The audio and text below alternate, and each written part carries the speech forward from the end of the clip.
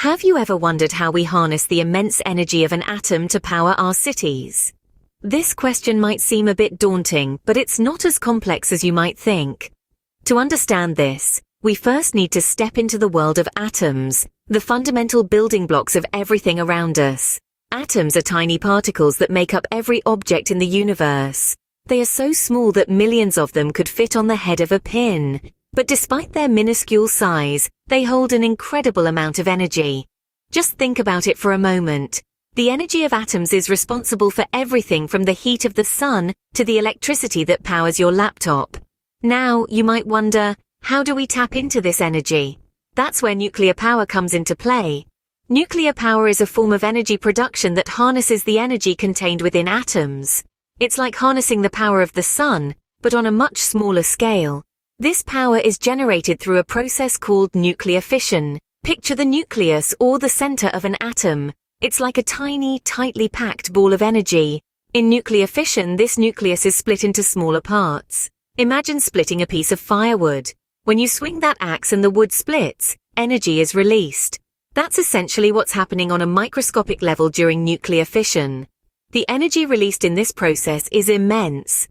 It's not just a little spark, but a veritable explosion of energy. And this is where things get interesting. This energy isn't just released into the wild. No, it's harnessed and used to generate electricity, powering everything from homes and businesses to entire cities. So the question is, how does this atomic splitting, this nuclear fission, happen in a nuclear power plant? Stay tuned to find out.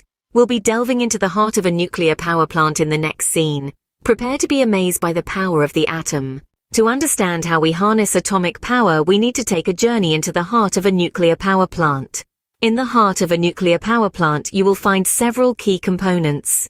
The first is the reactor core, the beating heart of the plant, where atoms are split in a process known as nuclear fission. This is where the magic happens, where the power of the atom is harnessed. Suspended within the reactor core are the control rods. These rods contain materials that absorb neutrons. Why is this important? Well, neutrons are the particles that trigger the fission process. By adjusting the position of these rods, we can control the rate of the nuclear reaction, just like adjusting the temperature on your home thermostat.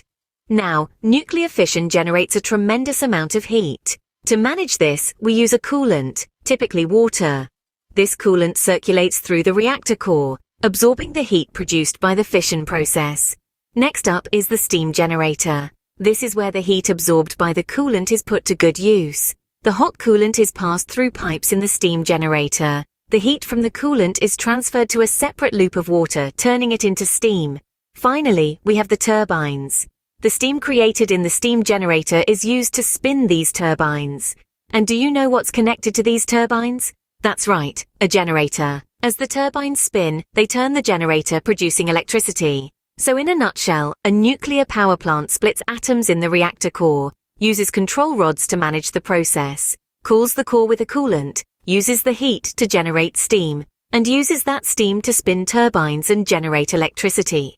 It's a complex and carefully controlled process, but one that allows us to harness the incredible power of the atom. Now let's venture into the core and see how the magic of nuclear fission occurs. Inside the reactor core, a fascinating and powerful process takes place, nuclear fission. Now let's dive into the heart of the matter. Nuclear fission is a process where the nucleus of an atom splits into two smaller nuclei. This may sound simple, but the reality is a spectacle of nature's power. The atom we'll focus on is uranium, specifically uranium-235, a heavy and unstable isotope. Imagine a tiny neutron, a subatomic particle, speeding towards a uranium atom. The uranium atom, like a welcoming host, absorbs this neutron. This addition makes the uranium atom unstable and it splits apart, releasing a great deal of heat and radiation. But that's not all. The splitting also releases additional neutrons. These new neutrons then speed off and collide with other uranium atoms, causing them to also split and release more heat, radiation, and, you guessed it, more neutrons.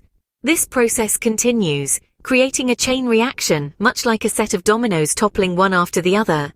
But why uranium? Well, uranium's large size and unstable nature make it an excellent candidate for this process. Its nucleus is so large that it's on the brink of instability. When struck by a neutron, it can't hold itself together and splits apart. Other elements can undergo fission, but uranium is one of the few that can sustain a chain reaction, which is crucial for generating power. It's a bit like a dance, isn't it? Neutrons colliding with uranium atoms, which then split and release more neutrons to continue the dance. But unlike a dance, this process releases a tremendous amount of heat. In fact, the heat generated in this process is millions of times greater than that of a chemical reaction, like burning coal or gas. But you might be wondering, all this heat is great, but how do we make use of it? How does this heat turn into electricity? The chain reaction creates a lot of heat, but how does this heat turn into electricity? The heat generated by nuclear fission is the key to producing electricity in a nuclear power plant. This is where our journey takes a steamy turn, quite literally. In the heart of the power plant, the reactor core is a veritable cauldron, brewing with immense heat, generated by the process of nuclear fission. This heat is so intense it's akin to having a miniature sun right here on Earth. But how does this heat become the electricity that powers your kettle or charges your mobile phone? Well, it all begins with water, a lot of it. The reactor core heats up this water, but not just any water. This water is contained within a closed-loop system, separate from the reactor, known as the primary coolant loop. As this water heats up, it doesn't boil, thanks to the high pressure maintained within the system. Instead, it becomes superheated and is then directed towards the steam generator. The steam generator, as you might guess, is where steam is produced. The superheated water from the primary coolant loop passes through tubes within the steam generator. Surrounding these tubes is a secondary supply of water. As the superheated water passes through, it transfers its heat to the secondary water, which rapidly turns into steam. Now this steam is put to work. It is directed towards a turbine, a large wheel with numerous blades. As the steam rushes over these blades, it causes the turbine to spin at great speeds. Attached to the turbine is a generator. As the turbine spins, so does the generator. Inside the generator, a magnet spins within a coil of wire. This motion creates a flow of electrons, which we know as electricity. So from the heat of nuclear fission through water turned to steam to a spinning turbine and generator, we have successfully converted heat into electricity. And there you have it. The heat from nuclear fission is transformed into electricity, ready to power our homes and cities. So we've journeyed from the heart of an atom to the heart of a city, all thanks to nuclear power. We've traveled through the minuscule yet mighty atom, where the process of nuclear fission takes place. This is where the nucleus of an atom is split into two smaller nuclei, releasing a massive amount of energy in the process. This nuclear reaction is not just a singular event, but rather a chain reaction, where one fission event triggers another, and another, and another, in a self-sustaining cycle. It's this chain reaction that forms the beating heart of a nuclear power plant. This process generates an immense amount of heat so powerful that it's harnessed and used to generate steam. This steam, in turn, spins a turbine that is connected to a generator. The kinetic energy of the spinning turbine is then transformed into electrical energy, and voila, you have electricity. Now, nuclear power is not without its pros and cons. On the positive side, it's incredibly efficient. A small amount of nuclear fuel can generate a large amount of electricity. This makes it a reliable source of power, able to provide consistent energy regardless of weather or time of day. On the flip side, there are potential hazards. The process creates radioactive waste, which must be carefully managed and disposed of. There's also the risk, however small, of a catastrophic event, such as a reactor meltdown. Safety measures and regulations are in place to mitigate these risks, but they are considerations nonetheless. So there we have it. The journey from the heart of an atom to the heart of a city, powered by nuclear energy.